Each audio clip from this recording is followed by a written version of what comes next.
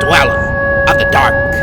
We are a channel honoring the yellowed and blackened bones of many prominent authors. We will be digging up several obscure, strange, and forgotten authors who influenced many of the great horror, science fiction, and fantasy writers today.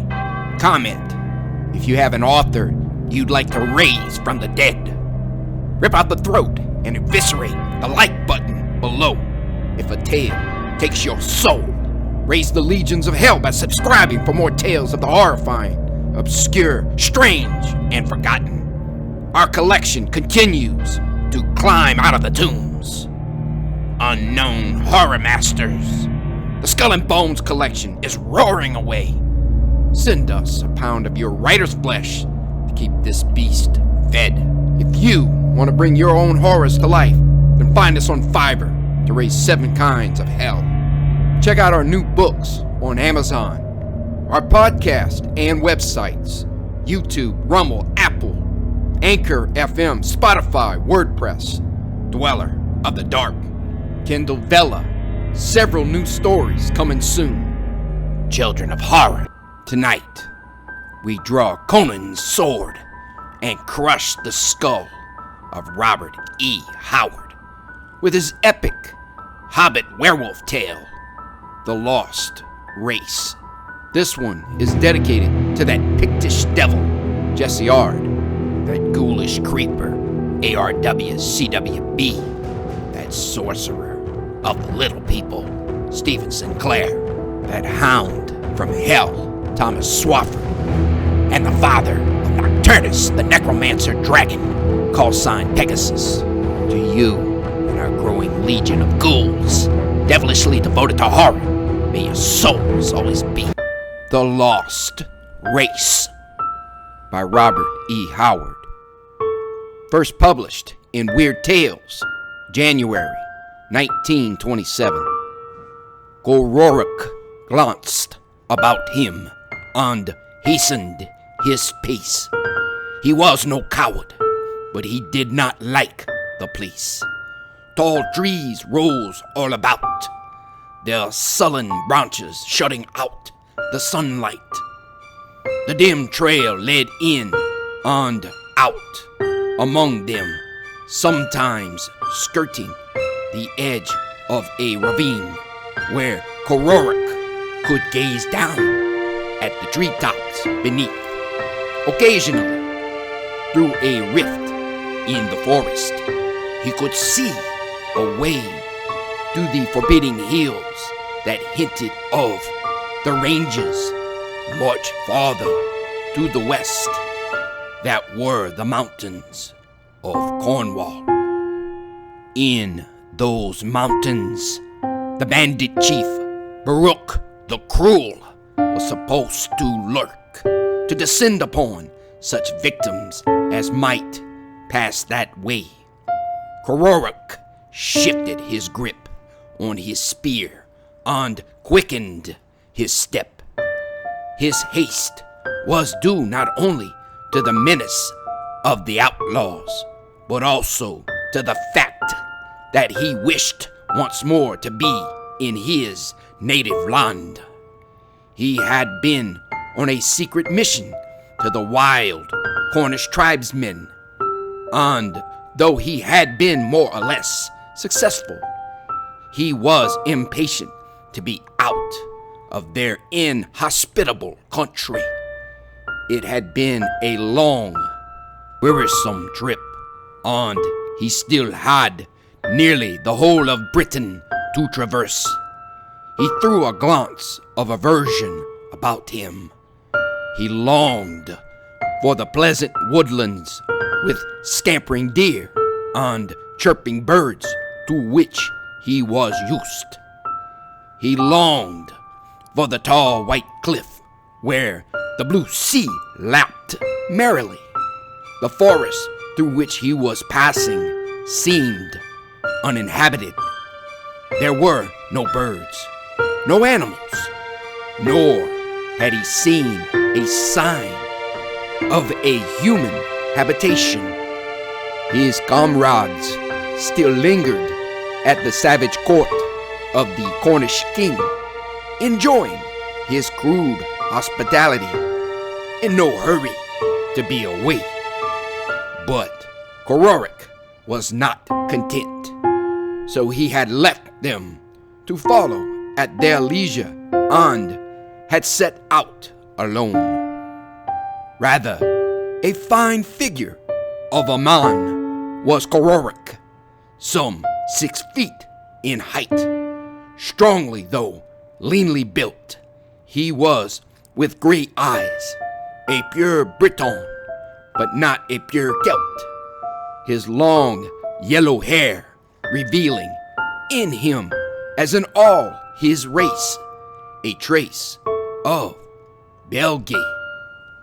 He was clad in skillfully dressed deerskin, for the Celts had not yet perfected the coarse cloth which they made, and most of the race preferred the hides of deer. He was armed with a long bow of yew wood, made with no especial skill, but an efficient weapon, a long bronze broadsword with a buckskin sheath, a long bronze dagger, and a small round shield rimmed with a band of bronze and covered with tough buffalo hide. A crude bronze helmet was on his head. Faint devices were painted in woad on his arms and cheeks.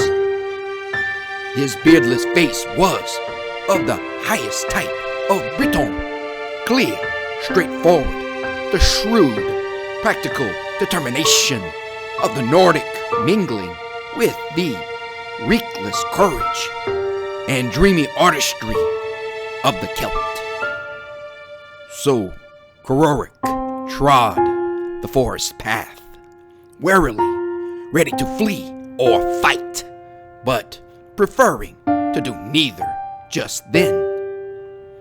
The trail led away from the ravine, disappearing around a great tree, and from the other side of the tree, Cororic heard sounds of conflict.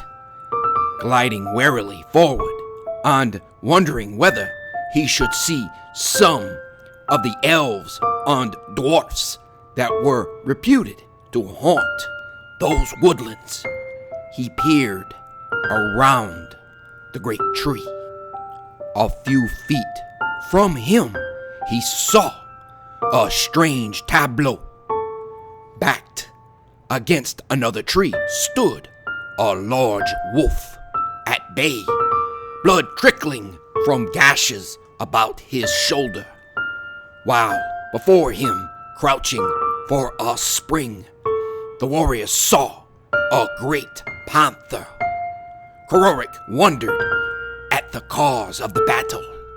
Not often the lords of the forest met in warfare, and he was puzzled by the snarls of the great cat, savage, bloodlusting, yet they held a strange note of fear, and the beast seemed hesitant to spring in.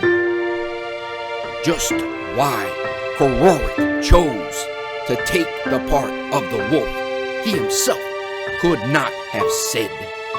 Doubtless it was just the reckless chivalry of the Celt of him, and admiration for the dauntless attitude of the wolf against his far more powerful foe.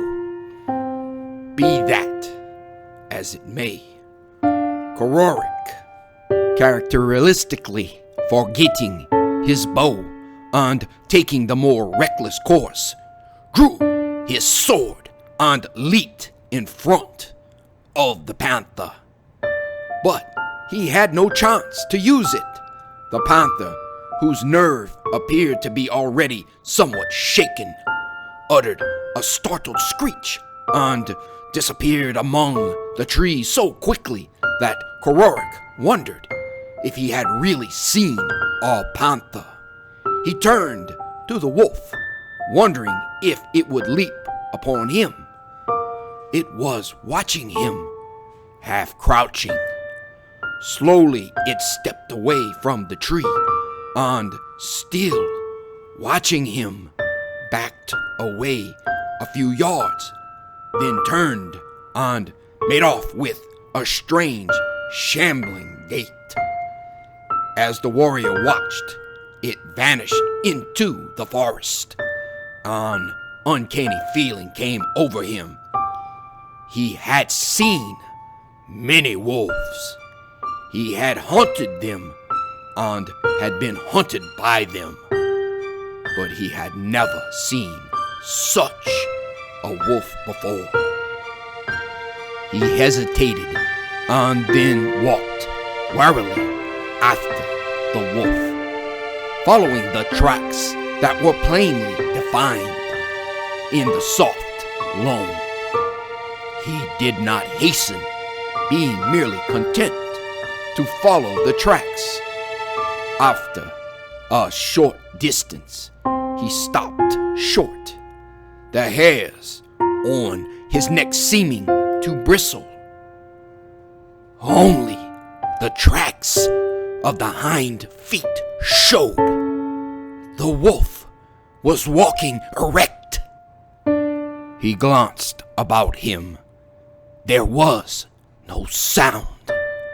The forest was silent. He felt an impulse to turn and put as much territory between him and the mystery as possible, but his Celtic curiosity would not allow it. He followed the trail, and then it ceased altogether. Beneath a great tree, the tracks vanished. Cororic felt the cold sweat on his forehead. What kind of place was that forest? Was he being led astray and eluded by some inhuman, supernatural monster of the woodlands who sought to ensnare him? And Cororic backed away, his sword lifted, his courage not allowing him to run, but greatly desiring to do so. And so he came again to the tree where he had first seen the wolf. The trail he had followed led away from it in another direction, and Cororic took it up, almost running in his haste to get out of the vicinity of a wolf who walked on two legs and then vanished in the air. The trail wound about more tediously than ever, appearing and disappearing within a dozen feet. But it was well for Cororic that it did, for thus he heard the voices of the men coming up the path before they saw him. He took to a tall tree that branched over the trail, lying close to the great bole along a wide-flung branch. 3 men were coming down the forest path. One was a big, burly fellow, vastly over 6 feet in height, with a long red beard and a great mop of red hair. In contrast, his eyes were a beady black.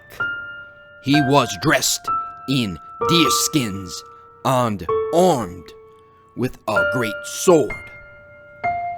Of the 2 others, one was a lanky, villainous-looking scoundrel with only 1 eye, and the other was a small, wizened man who squinted hideously with both beady eyes. Cororic knew them by descriptions the Cornishmen had made between curses, and it was in his excitement to get a better view of the most villainous murderer in Britain that he slipped from the tree branch and plunged to the ground directly between them. He was up on the instant, his sword out. He could expect no mercy, for he knew that the red-haired man was Burrow the Cruel, the scourge of Cornwall. The bandit chief bellowed a foul curse and whipped out his great sword.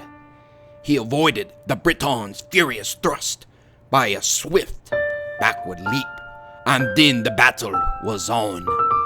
Burrow rushed the warrior from the front, striving to beat him down by sheer weight, while the lanky, one-eyed villain slipped around, trying to get behind him. The smaller man had retreated to the edge of the forest. The fine art of the fence was unknown to those early swordsmen. It was hack, slash, stab, the full weight of the arm behind each blow.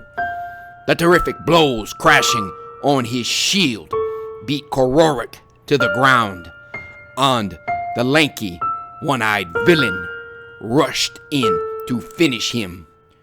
Cororic spun about without rising, cut the bandit's legs from under him, and stabbed him as he fell, then threw himself to one side and to his feet in time to avoid Burrow's sword, again driving his shield up to catch the bandit's sword in mid-air. He deflected it and whirled his own with all his power. Burrow's head flew from his shoulders. Then Cororic, turning, saw the wizened bandit scurry into the forest. He raced after him, but the fellow had disappeared among the trees. Knowing the uselessness of attempting to pursue him, Cororic turned and raced down the trail. He did not know if there were more bandits in that direction, but he did know that if he expected to get out of the forest at all, he would have to do it swiftly.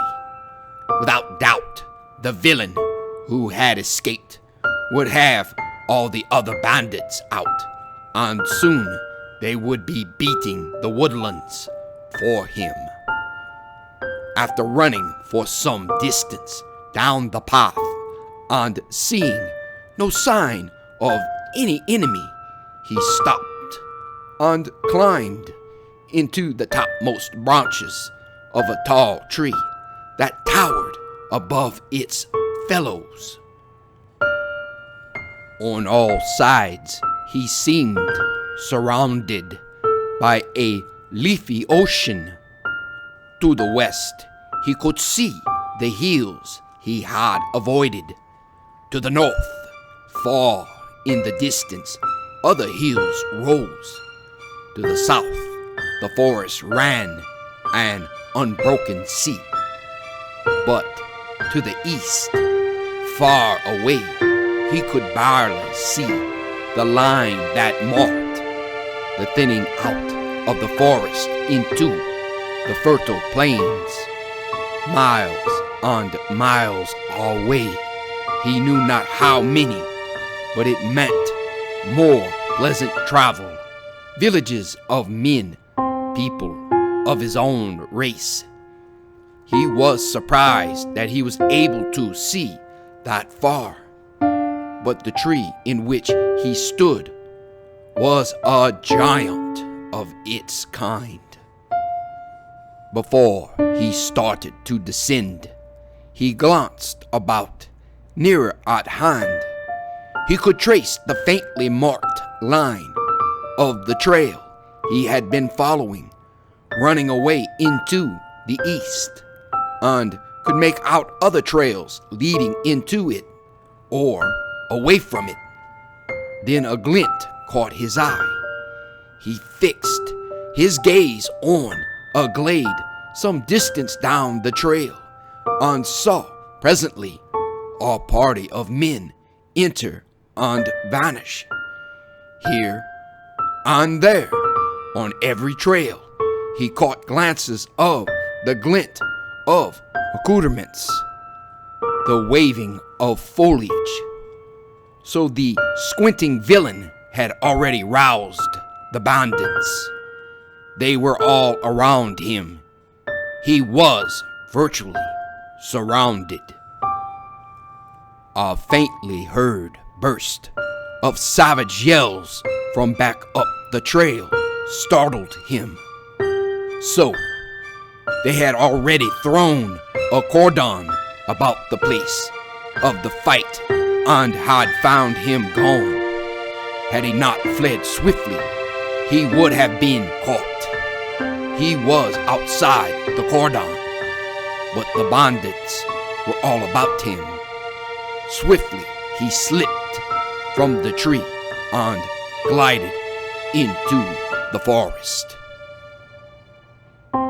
Then began the most exciting hunt Cororic had ever engaged in, for he was the hunted and men were the hunters, gliding, slipping from bush to bush and from tree to tree, now running swiftly, now crouching in a covert. Cororic fled ever eastward, not daring to turn back lest he be driven farther back into the forest. At times he was forced to turn his course. In fact, he very seldom fled in a straight course, yet always he managed to work farther eastward. Sometimes he crouched in bushes or lay along some leafy branch and saw bandits pass so close to him that he could have touched them. Once or twice they sighted him and he fled, bounding over logs and bushes, darting in and out among the trees, and always he eluded them. It was in one of those headlong flights that he noticed he had entered a defile of small hills of which he had been unaware, and looking back over his shoulder saw that his pursuers had halted within full sight.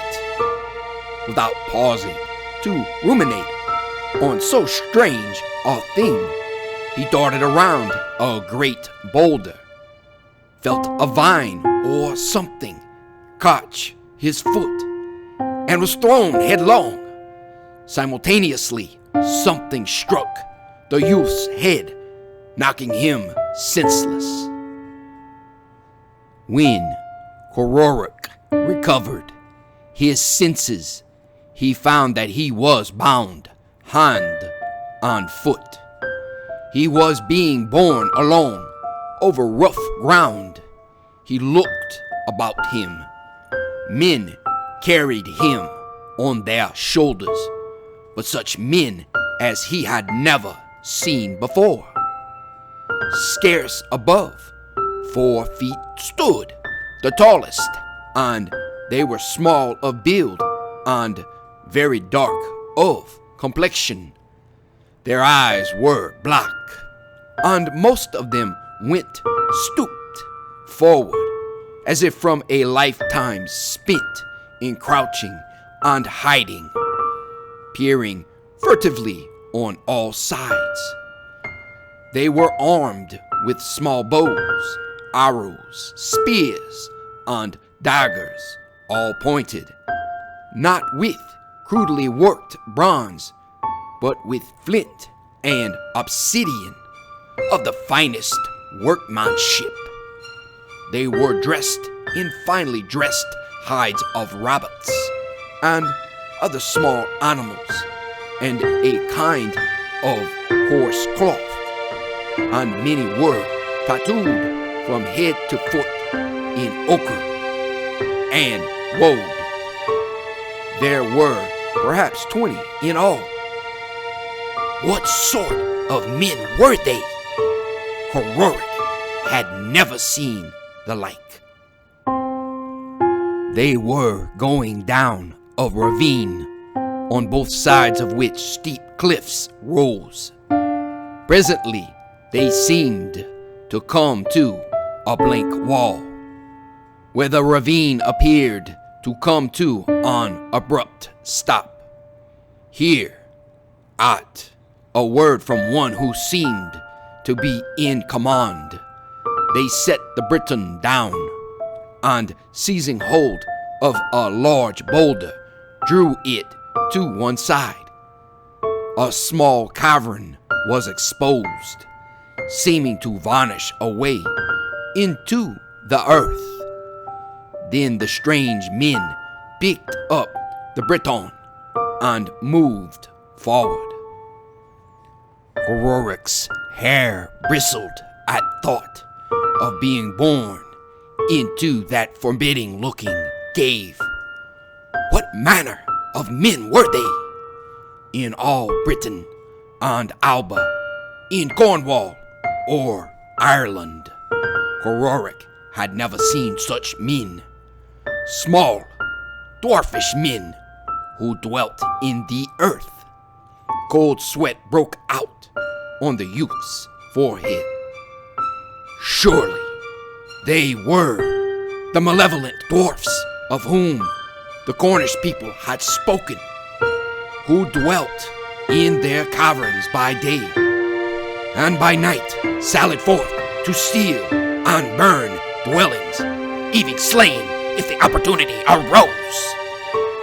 You will hear of them even today if you journey in Cornwall.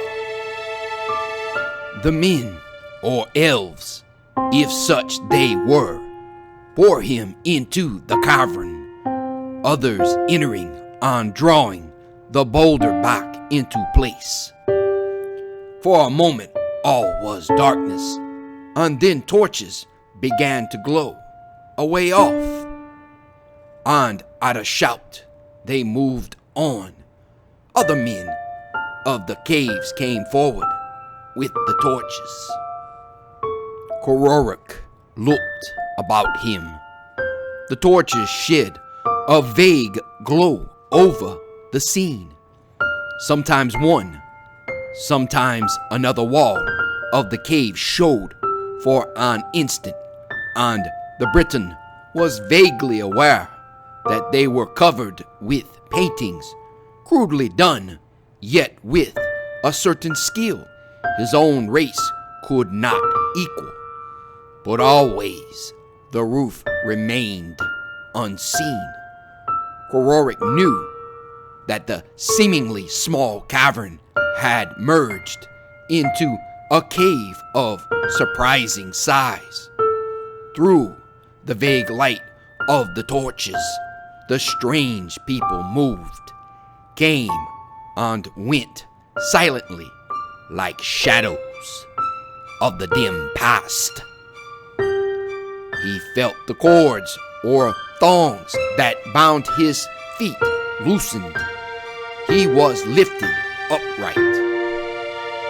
"Walk straight ahead," said a voice speaking the language of his own race, and he felt a spear point touch the back of his neck. On straight ahead he walked, feeling his sandals scrape on the stone floor of the cave, until they came to a place where the floor tilted upward. The pitch was steep, and the stone was so slippery that Rorik could not have climbed it alone. But his captors pushed him and pulled him, and he saw that long, strong vines were strung from somewhere at the top. Those the strange men seized and bracing their feet against the slippery ascent, went up swiftly. When their feet found level surface again, the cave made a turn, and Kororek blundered out into a firelit scene that made him gasp. The cave debouched into a cavern so vast as to be almost incredible. The mighty walls swept up into a great arched roof that vanished in the darkness. A level floor lay between, and through it flowed a river, an underground river. From under one wall it flowed to vanish silently under the other. An arched stone bridge, seemingly of natural make, spanned the current. All around the walls of the great cavern, which was roughly circular, were smaller caves, and before each glowed a fire. Higher up were other caves, regularly arranged tier on tier. Surely human men could not have built such a city. In and out among the caves, on the level floor of the main cavern, people were going about what seemed daily task. Men were talking together and mending weapons. Some were fishing from the river.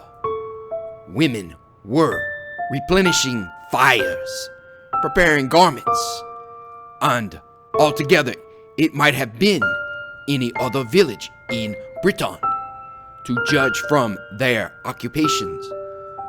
But it all struck Kororek as extremely unreal. The strange place, the small, silent people going about their task, the river flowing silently through it all.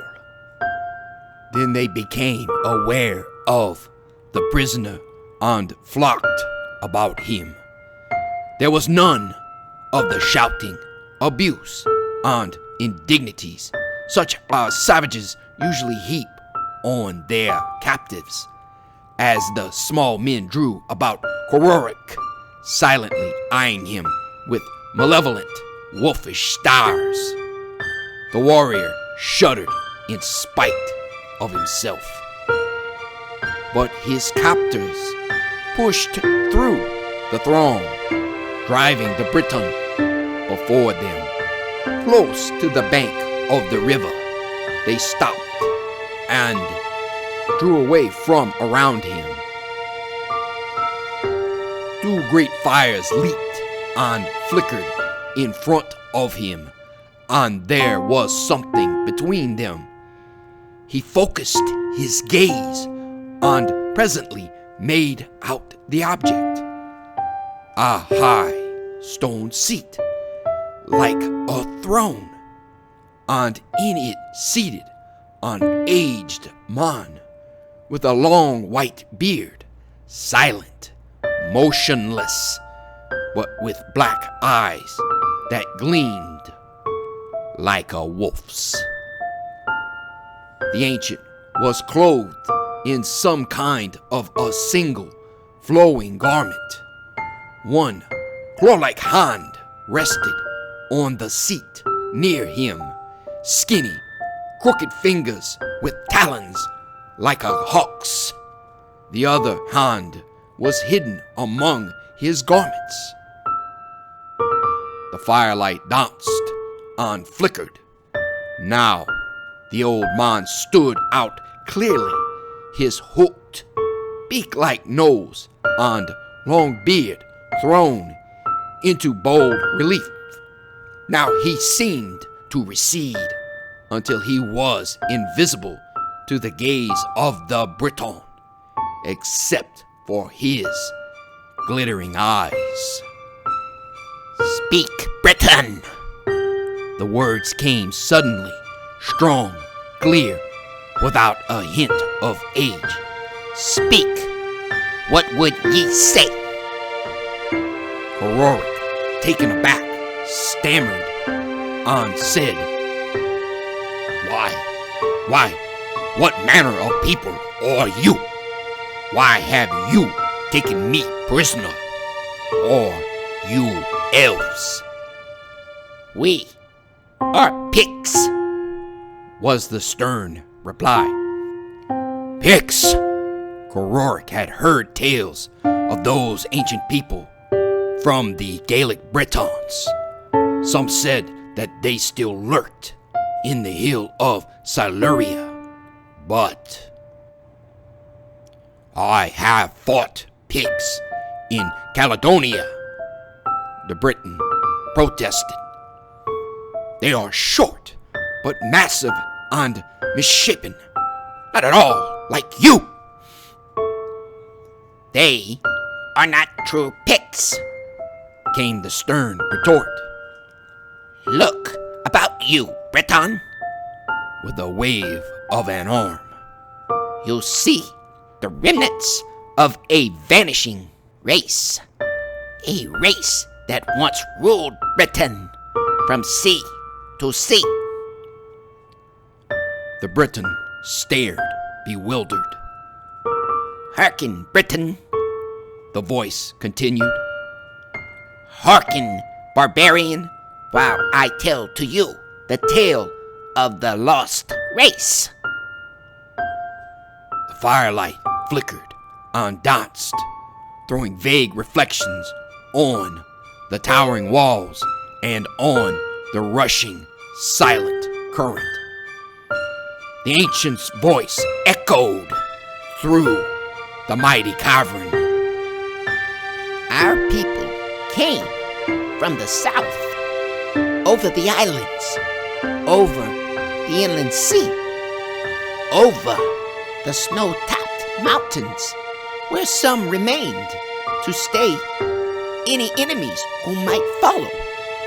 Down into the fertile plains we came, over all the land we spread.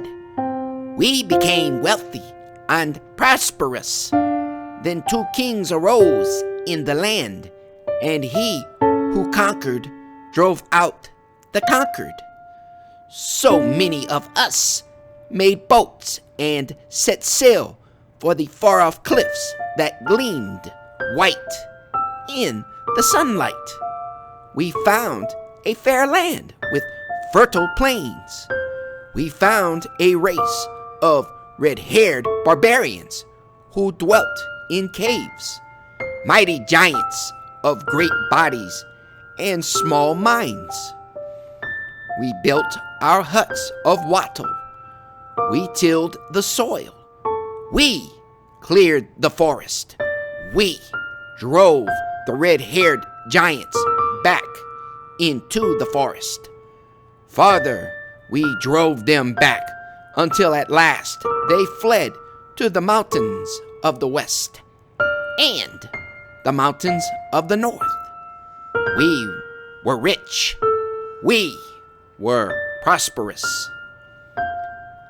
Then, as his voice thrilled with rage and hate until it seemed to reverberate through the cavern, then the Celts came from the isles of the west. In their rude coracles they came. In the west they landed, but they were not satisfied with the west. They marched eastward and seized the fertile plains. We fought. They were stronger. They were fierce fighters, and they were armed with weapons of bronze, whereas we had only weapons of flint. We were driven out. They enslaved us. They drove us into the forest. Some of us fled into the mountains of the west. Many fled into the mountains of the north. There They mingled with the red-haired giants we drove out so long ago, and became a race of monstrous dwarfs, losing all the arts of peace and gaining only the ability to fight. But some of us swore that we would never leave the land we had fought for. But the Celts pressed us. There were many, and more came. So we took to caverns, to ravines, to caves. We, who had always dwelt in huts that let in much light, who had always tilled the soil, we learned to dwell like beasts in caves where no sunlight ever entered. Caves we found, of which this is the greatest. Caves we made. You, Briton. The voice became a shriek, and a long arm was outstretched in accusation. You and your race, you have made a free, prosperous nation into a race of earth rats. We who never fled, who dwelt in the air and the sunlight, close by the sea, where traders came. We must flee like hunted beasts and burrow like moles. But at night, then for our vengeance. Then we slip from our hiding places, from our ravines and our caves, with torch and dagger. Look, Briton. On following the gesture, Cororic saw a rounded post of some kind of very hard wood set in a niche in the stone floor close to the bank. The floor about the niche was charred as if by old fires. Cororic stared, uncomprehending. Indeed, he understood little of what had passed. That these people were even human, he was not at all certain. He had heard so much of them as little people, tales of their doings, their hatred of the race of man, and their maliciousness flocked back to him. Little he knew that he was gazing on one of the mysteries of the ages, that the tales which the ancient Gales told of the Picts, already warped, will become even more warped from age to age, to result in tales of elves, dwarfs, trolls, and fairies, at first accepted and then rejected entire by the race of men, just as the Neanderthal monsters resulted in tales of goblins and ogres. But of that Cororic neither knew nor cared, and the ancient was speaking again. There, Briton, exulted he, pointing to the post. There you shall pay a scant payment for the debt your race owes mine, but to the fullest of your extent. The old man's exultation would have been fiendish except for a certain high purpose in his face. He was sincere. He believed that he was only taking just vengeance, and he seemed like some great patriot for a mighty lost cause. But I am a Briton, stammered Cororic. It was not my people who drove your race into exile. They were Gaels from Ireland.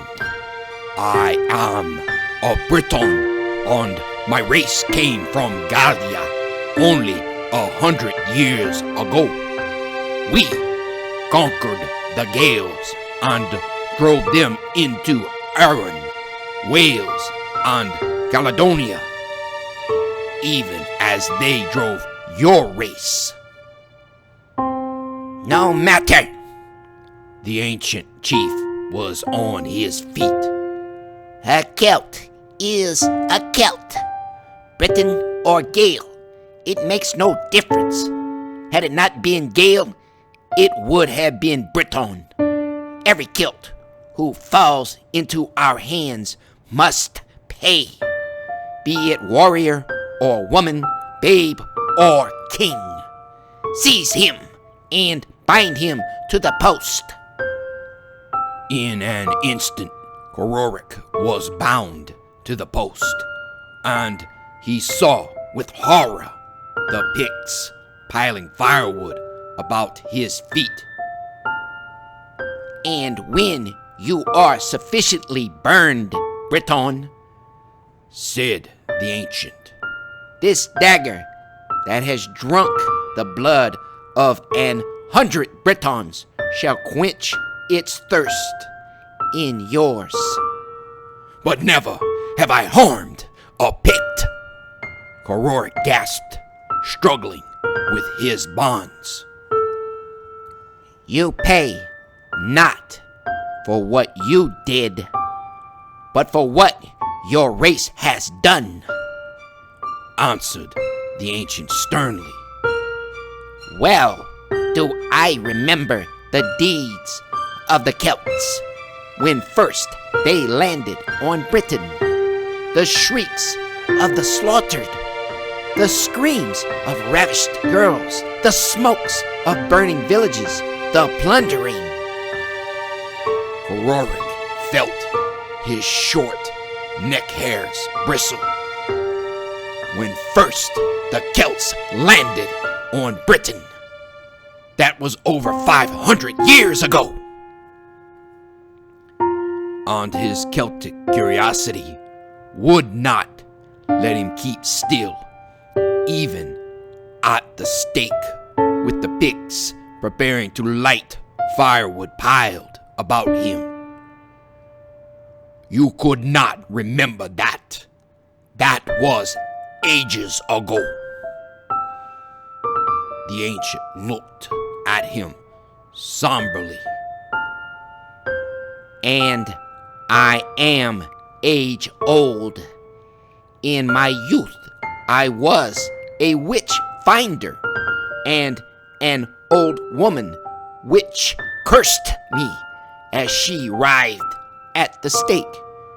She said I should live until the last child of the Pictish race had passed, that I should see the once mighty nation go down into oblivion, and then, and only then, should I follow it.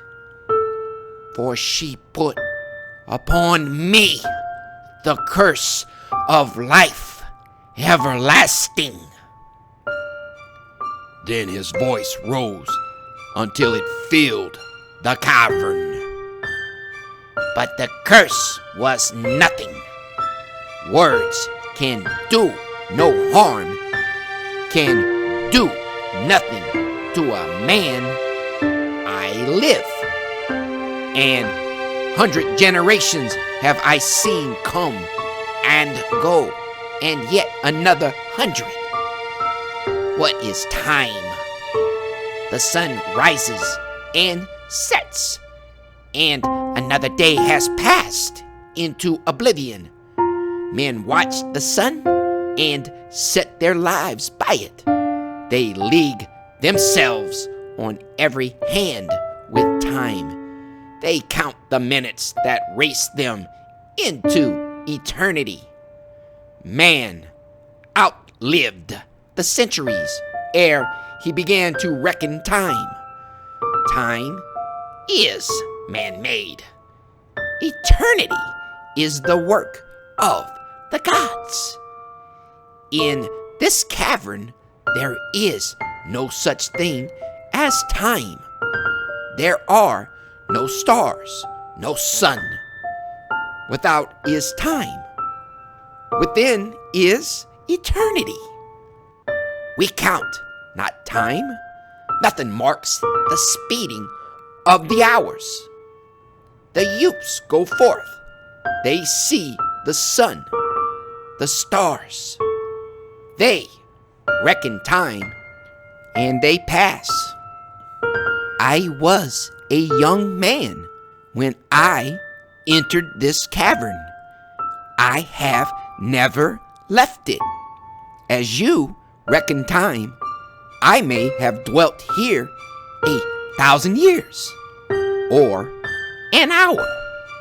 When not banded by time, the soul, the mind, call it what you will, can conquer the body. And the wise men of the race in my youth knew more than the outer world will ever learn. When I feel that my body begins to weaken, I take the magic draft that is known only to me of all the world. It does not give immortality. That is the work of the mind alone. But it rebuilds the body. The race of Picts vanish. They fade like the snow on the mountain. And when the last is gone, this dagger shall free me from the world. Then, in a swift change of tone, Light the facts! Cororic's mind was fairly reeling. He did not in the least understand what he had just heard. He was positive that he was going mad, and what he saw the next minute assured him of it. Through the throng came a wolf, and he knew that it was the wolf whom he had rescued from the panther close by the ravine in the forest. Strange how long ago and far away that seemed. Yes, it was the same wolf. That same strange, shambling gait. Then the thing stood erect and raised its front feet to its head. What nameless horror was that? Then the wolf's head fell back, disclosing a man's face. The face of a Pict, one of the first werewolves. The man stepped out of the wolf's skin and strode forward, calling something. A Pict, just starting to light the wood about the Briton's feet, drew back the torch and hesitated. The wolf Pict stepped forward and began to speak to the chief, using Celtic, evidently for the prisoner's benefit. Cororic was surprised to hear so many speak his language, not reflecting upon its comparative simplicity and the ability of the Picts. What is this? Asked the Pict who had played wolf. A man is to be burned who should not be. How? Exclaimed the old man fiercely, clutching his long beard. Who are you to go against a custom of age-old antiquity? I met a panther, answered the other. and this Briton risked his life to save mine. Shall a Pict show ingratitude? And as the ancient hesitated, evidently pulled one way by his fanatical lust for revenge, and the other by his equally fierce racial pride, the Pict burst into a wild flight of oration carried on in his own language. At last, the ancient chief nodded. A Pict ever paid his debts, said he with impressive grandeur. Never a Pict forgets. Unbind him.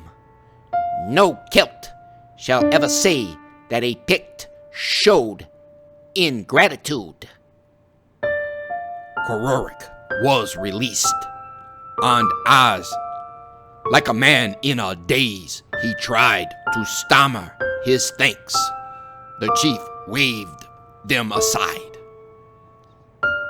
A Pict never forgets a foe, ever remembers a friendly deed, he replied.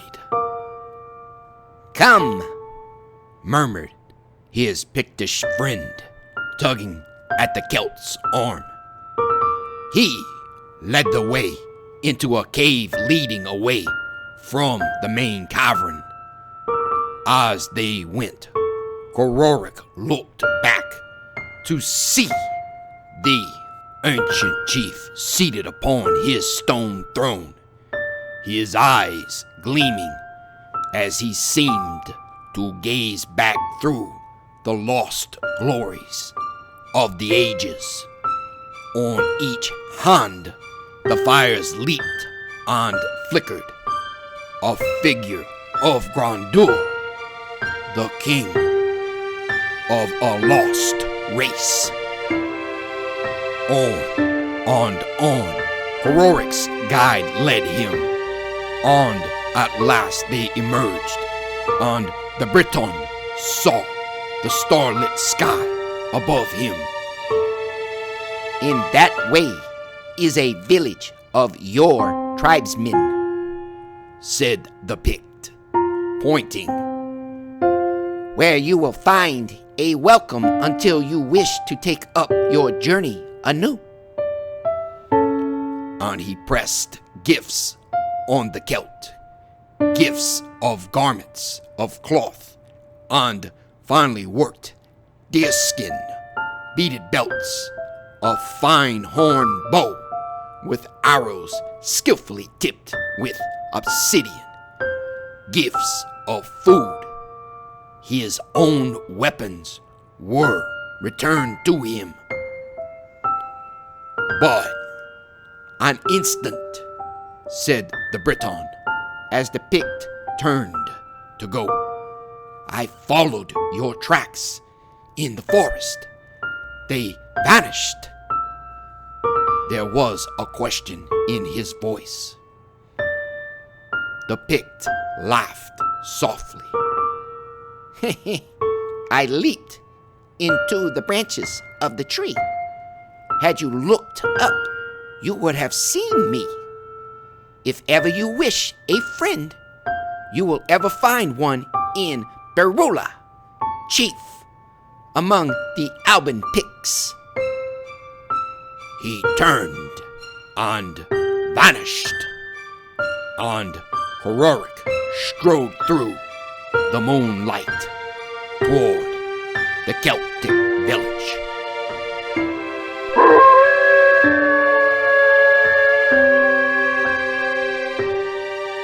Thank you for listening. Have a great night.